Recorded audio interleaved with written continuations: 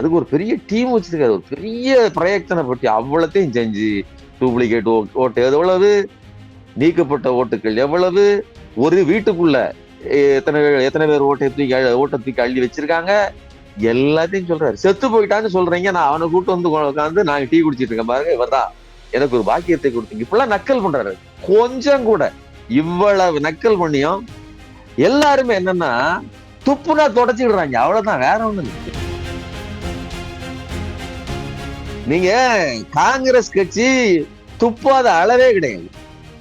அவரு இன்னைக்கு ராம்லீலா மைதானத்துல பேரணியில சொல்றாரு, நான் சவால் விட்டேன், ஆனா அமித்ஷா என்னுடைய சவாலுக்கு தயாரா இல்லை அப்படின்னு மீண்டும் எம்பாஸ் பண்ணிருக்காரு. 4 நாளைக்கு முன்னாடிதான் அவர் சவால் விட்டார், ஓட்டு திருட்டு பற்றி என்னோடு ஒண்டிக்கு ஒண்டி என்னுடைய சவாலுக்கு பத்திரிகையாளர் மத்தியில நாம உட்கார்ந்து விவாதிப்போம், உங்களால பதில் சொல்ல முடியுமா அப்படின்னு கேட்கிறாரு. தேர்தல் ஆணையம் என்பது மோடி அமித்ஷா அவர்களை பாஜகவை கேட்டுவிட்டு இயங்குகிறது. இது அதாவது இப்படி நடக்கக்கூடிய ஒரு தேர்தல் ஆணையத்தை நாம எந்த கேள்வியும் கேட்கக்கூடாது அப்படின்னு சொல்றாங்க. இந்த நிலைமைக்கு போயிடுச்சு. இப்படி இப்ப புதிய சட்டம் கொண்டு வந்தாங்க இல்லையா, அந்த புது சட்டம் எந்த விதத்திலும் தேர்தல் ஆணையர் ரெஸ்பான்சிபிலிட்டியே கிடையாது, அவர் மேல நீங்க எந்த அலிகேஷனையோ எந்த குற்றச்சாட்டையும் வைக்க முடியாதுன்னு அது ரொம்ப பொத்தி பாதுகாக்கிறது. நாங்கள் ஆட்சிக்கு வந்தால் இந்த சட்டங்கள் தூக்கி வீசப்படும் சொல்லியிருக்காரு. இதெல்லாம் ரொம்ப முக்கியமானது. ஜனநாயகம் காப்பாற்றப்பட வேண்டும் என்றால், ஜனநாயகத்தை ஒற்றை ஆளாக முழு வலுவோடு தன்னுடைய ஆற்றலை எல்லாம் தூக்கி நிறுத்தி கொண்டிருக்கிற ராகுல் காந்திக்கும் அவர் சார்ந்திருக்கிற காங்கிரஸ் கட்சிக்கும் பின்னால் நாம் நிற்க வேண்டியது இருக்கு. யாரை தூக்குவது, எந்த பகுதியில தூக்கணும் அப்படிங்கறதெல்லாம் அவங்க தெளிவா செய்வாங்க. அதே மாதிரி கிறிஸ்தவர்கள் இஸ்லாமியர்கள் அதிகமா இருக்கிறாங்க, அந்த பகுதியில தூக்குனா யாருக்கு தெரிய போகுது? அதனால ஓட்சோரி இவர்களை பொறுத்தவரையிலும் இப்ப அதுல 10 ஓட்டு பாஜக ஓட்டு இருக்கும் போட்டு எனக்கு என்னங்க, 100 பேர்ல 90 பேர் இஸ்லாமியர்கள் போறாங்க, அதுல 10 பேர் எங்கால் போனா பரவாயில்ல. ஏன்னா ஒண்ணுமே இல்லாத தமிழ்நாட்டில் ஒண்ணுமே இல்லாத மண்ணோடு மண்ணாக மக்கி கிடக்கிற பாஜகவுக்கு எத்தனை பேர் போனா என்ன?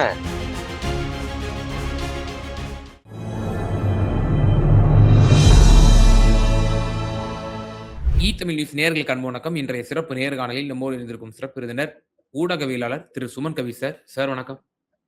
வணக்கம் நன்றி. வணக்கம்.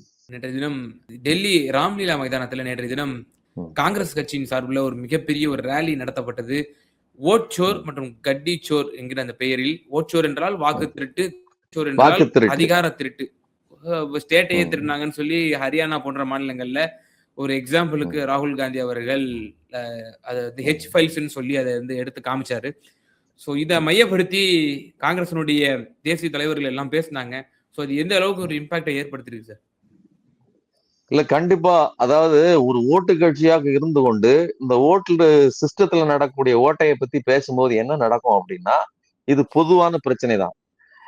நீங்க ஓட்டு திருட்டு நடக்கு அப்படின்னு சொன்னா அப்புறம் எப்படி திமுக ஜெயிச்சுது அப்படின்னா, நீங்க ஏன் இந்த தேர்தலில் ஜெயிச்சீங்க அப்படின்னு எங்கே அவர்களால் வெல்ல முடியாத அளவிற்கு வலுவாக நீங்கள் இருக்கிறார்களோ அந்த இடத்த காமிப்பாங்க. இப்ப திருட்டுங்கிறது முழுசா நடக்கல. இப்ப நாம என்ன சொல்றோம்னா, இந்த பையன் பார்த்து எழுதுனா அல்லது இங்க பேப்பர் அடிக்கப்பட்டிருக்கு அப்படின்னு சொன்னா அவர் ஒரு குறிப்பிட்ட அளவு அதை செஞ்சிருப்பாரு.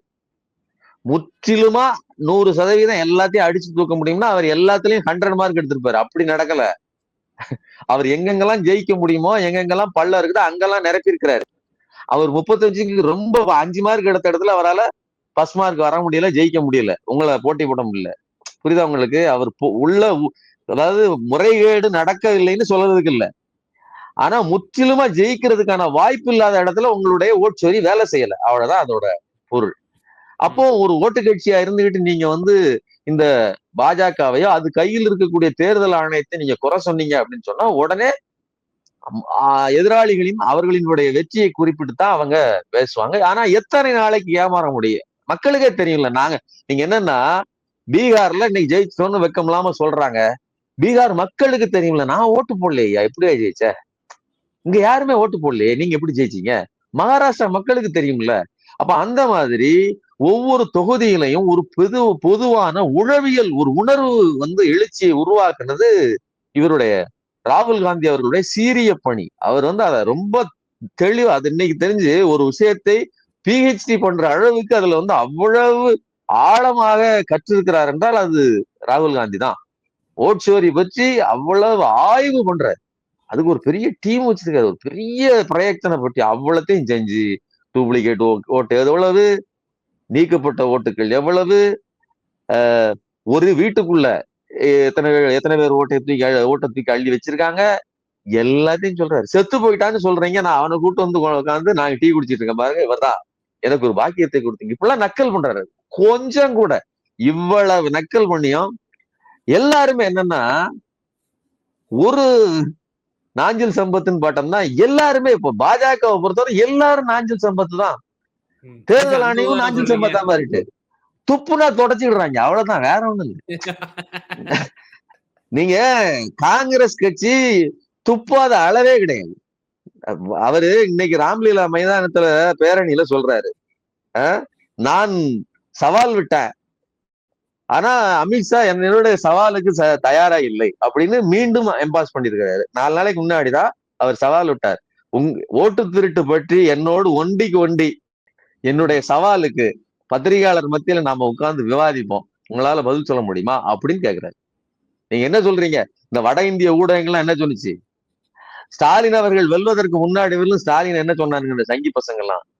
தத்தி நானுங்க. இன்னைக்கு இந்தியாவை திரும்பி பார்க்கிற ஒரு மாபெரும் ஆளுமை மிக்க ஒரு தலைவர், சரிங்களா? மிகப்பெரிய நிர்வாக திறன் கொண்ட ஆற்றல் படைத்த ஒரு முதல்வர். அதே மாதிரி இவரு ராகுல் காந்தி மிகச்சிறந்த ஆளுமை, மிக பிரமாதமான கொள்கை கோட்பாடுகள், அது மட்டும் இல்ல ஒரு விஷயத்தை உள்வாங்கிக்கிட்டு டெலிவரி பண்ற ஆற்றல் எல்லாமும் படைத்த ஒரு ஃபுல் குவாலிஃபைடு ஒரு அரசியல்வாதி. உங்களால ஒரு வார்த்தைக்கு பதில் சொல்ல முடியாது. அவரை நீங்க என்ன சொன்னீங்க? பப்பு, சின்ன பப்பா, சின்ன குழந்தை. எவ்வளவு பெரிய நக்கல், எவ்வளவு திமிரு தெனாவட்டு, இதெல்லாம் அடிச்சு நொறுக்கிறாரு.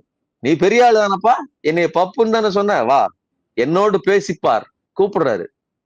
உங்களுக்கு கொஞ்சமாவது வெக்க இருக்கா? நான் அதான் சொல்றேன், இவ்வளவு துப்பியும் அவர்கள் துடைத்துக் கொள்கிறார்கள் என்றால் அவர்கள் நாஞ்சில் சம்பத்தின் கொள்கையை பின்பற்றுகிறார். துப்புனா தொடச்சிட வேண்டியதுதான், அவ்வளவுதான்.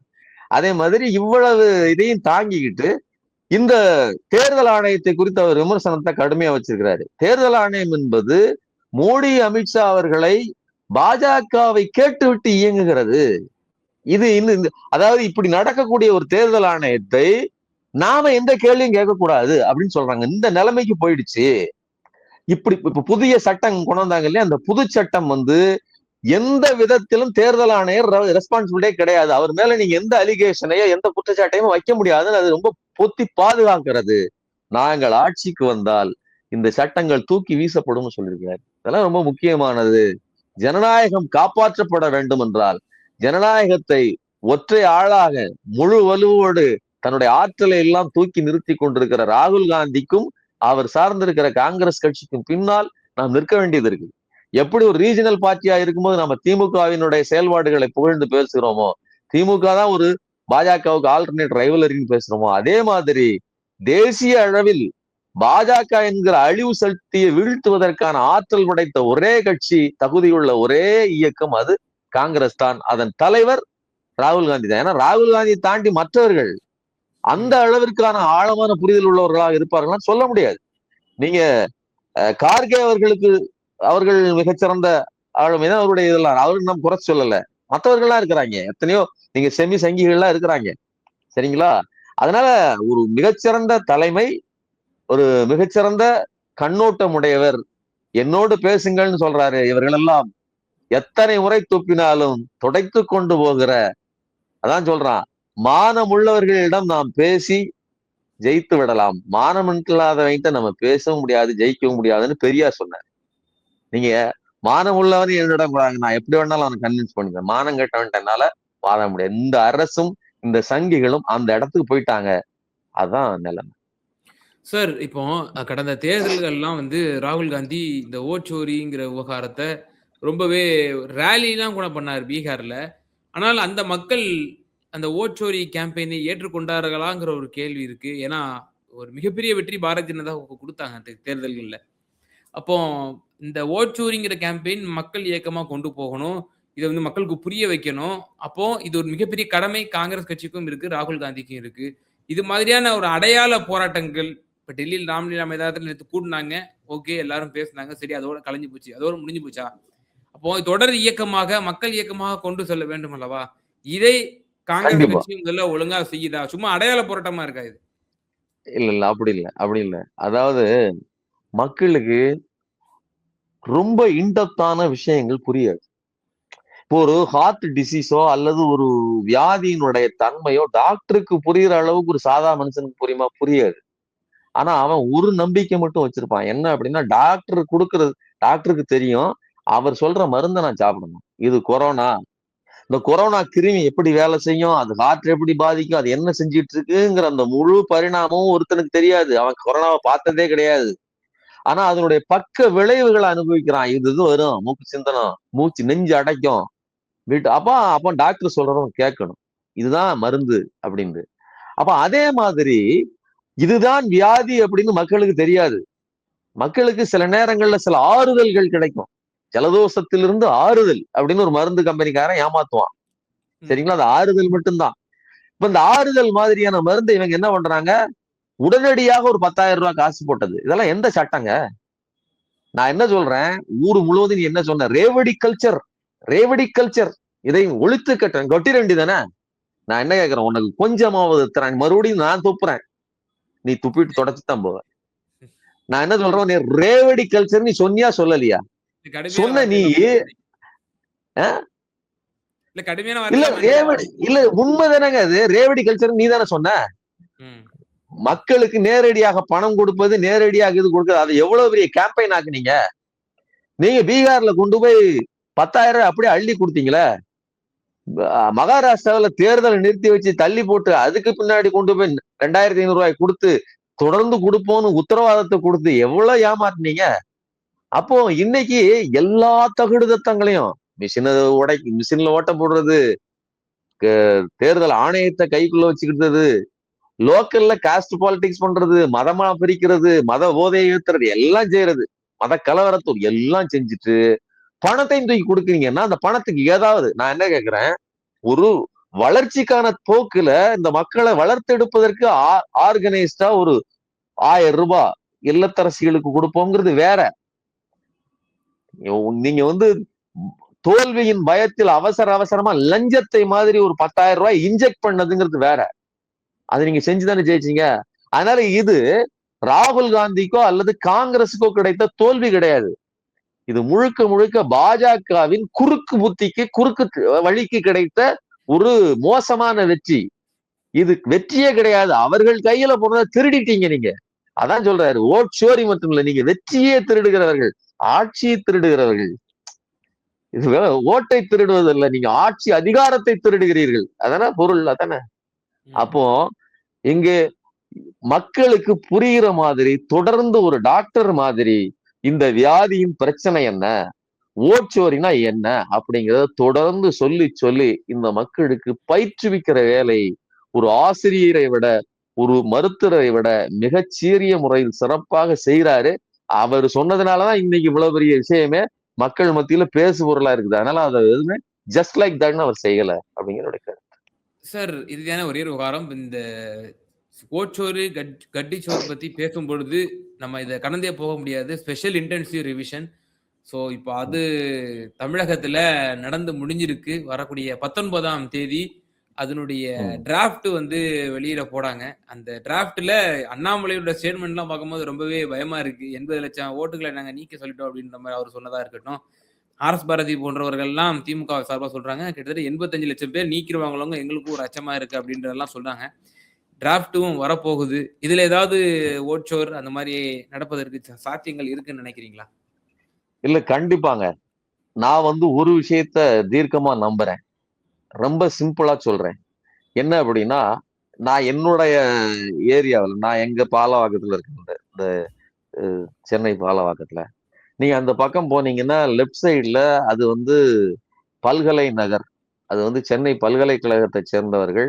அங்கே 2, 3 தலைமுறைக்கு முன்னாடி பல்கலைக்கழகத்துல பெரிய வசதி படைத்த பின்புலத்த கொண்டவங்க. அதாவது ஓரளவுக்கு மிடில் கிளாஸ்லயே அப்பர் மிடில் கிளாஸா பெரிய பெரிய வீடுகளை கட்டி வசதியா வாழ்றவங்க. Organised life.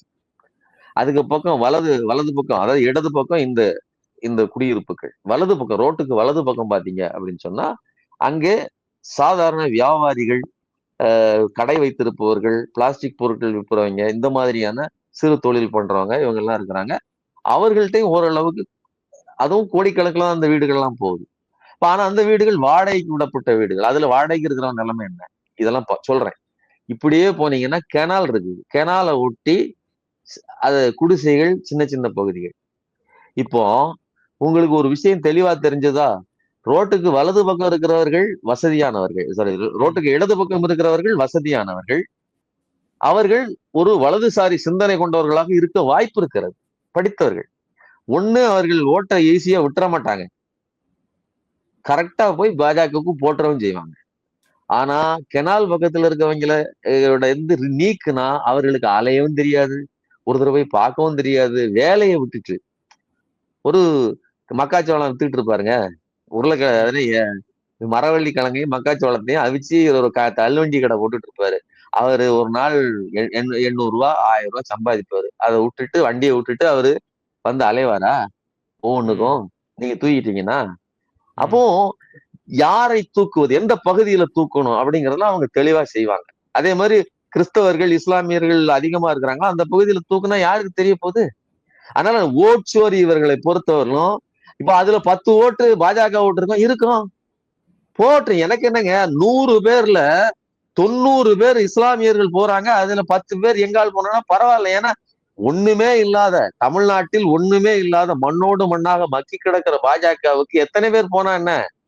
குறைஞ்சபட்சம் ஒரு 4-5% இருக்கிற சங்கிகளை தவிர, அந்த 4-5%மும் மேல்தட்டு அப்புறம் கலந்து. அப்போ ஆட்டோமேட்டிக்கா அந்த ஏரியாவை பிரிச்சு விட்டாங்க.